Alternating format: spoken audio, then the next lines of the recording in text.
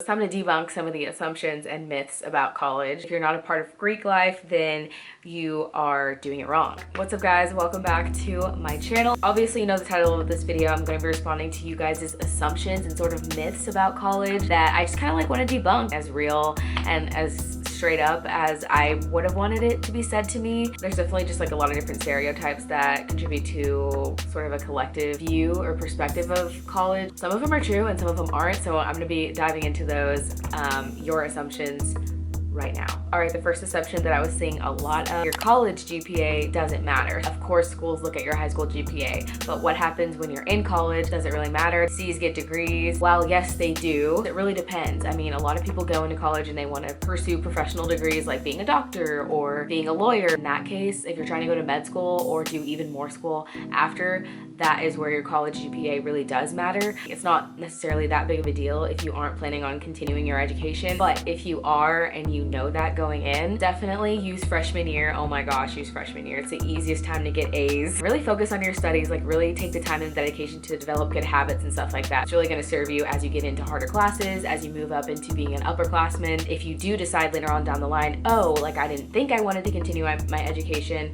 but now I do, you have that really good performance that you had freshman year to kind of leverage any mistakes or any kind of setbacks that you may have had further along in your college career. Just take your grades seriously, even though yes, technically C's do get degrees. Next, STEM majors lack personality. There is an assumption or a stereotype that STEM majors aren't fun to talk to, not as sociable, I guess, not as personable. They lack personality. I think really unfair. I've met plenty of STEM majors who have great personality, and if anyone says that about you, if you're like an incoming STEM major and someone says that about you, like just roll your eyes and prove them wrong. It's like my best advice for that. I don't think you can say like, oh, this group of people over here is all this way and this people over here is all this way. And there's more assumptions about that coming on later in the video, so stay tuned. Next assumption that I have is that you have way more free time than you did in high school. Now, this also really depends. I think if you're doing college right, this is really wrong.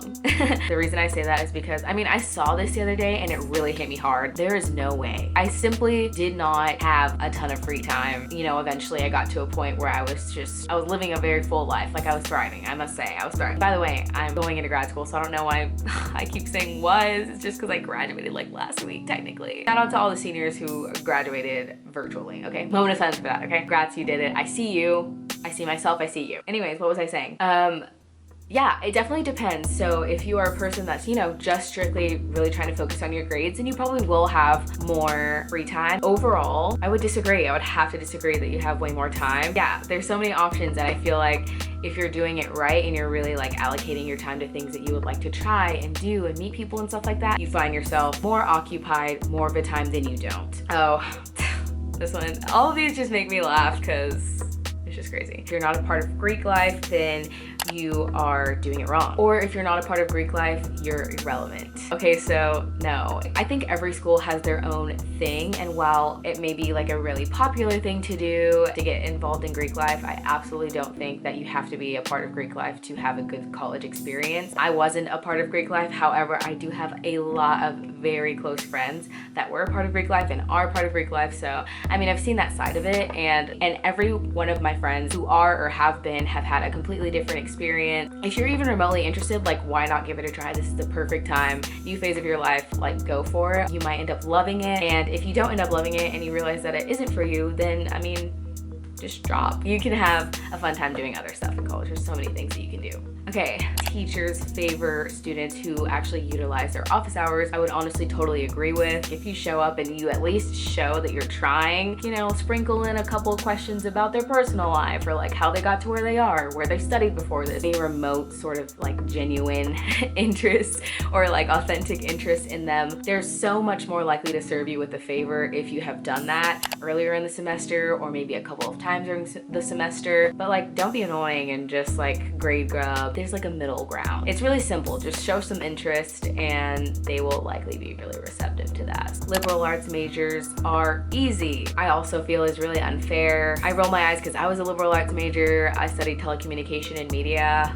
and I mean, everyone's brain is wired differently. Everyone has different strengths. All of college is a bit challenging. Like getting a degree in something and completing a higher education is such a huge accomplishment, and everyone should be proud of it. And while I do certainly think that there are very like outstanding, challenging majors. Also, there are people who are wired to do that. So I don't really think it necessarily speaks to your potential or your inherent intelligence what your college major is. I think it's more about showcasing and communicating, oh, this is what I'm good at, these are my strengths, so I want to do this. There definitely are more challenging majors and majors where maybe the work is really focused elsewhere, like outside of academics, and it's really focused on like work experience and what kind of internships you're doing, whereas other majors I find are very heavy on the academics, very heavy on the technical knowledge, and that's okay. All right, the next college assumption we have is to avoid 8 a.m.s at all costs. I would have to agree, and this is coming from a very early bird. Like, I love the morning time and I love getting up early. I will tell you guys, I took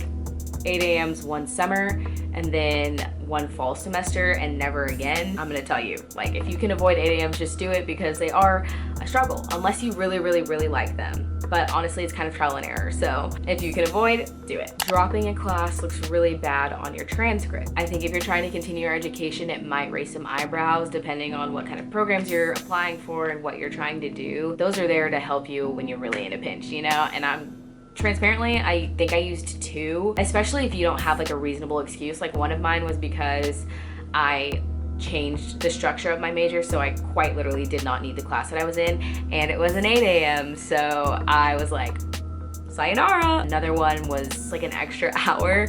I didn't want to be in it anymore, and it was just taking up too much of my time, and I didn't need it, so I said to that, period, okay? And that's kind of an unreasonable excuse. I guess I was already in it, but it's fine. We live and learn, right? But to kind of simplify what I'm saying here, I don't think it's the best look. You want to be very forward-minded when you use it. So if you're thinking about dropping a class, you're like, okay, well, what else do I have to take that might be harder and might pose more of a challenge, and where I could really see myself needing it for that class? And can I, you know, work really hard and get myself out of this pinch for this class? That way I don't have to use it, so I can just save myself here. That is really the mindset that you have to think about when you're talking about Q drops. Okay, so this next assumption is that the freshman, it's easy to tell a freshman on campus. Usually, yeah, you can, especially the first probably month. It's really obvious just because people, you know, it's your first time on campus and you truly don't know where you are. You don't know what you're doing. Everyone's just trying to like look like they know what they're doing, but they're doing like sort of a poor job, because they are wearing free shirts that only freshmen get, like at all of the events that may be held on campus for the freshmen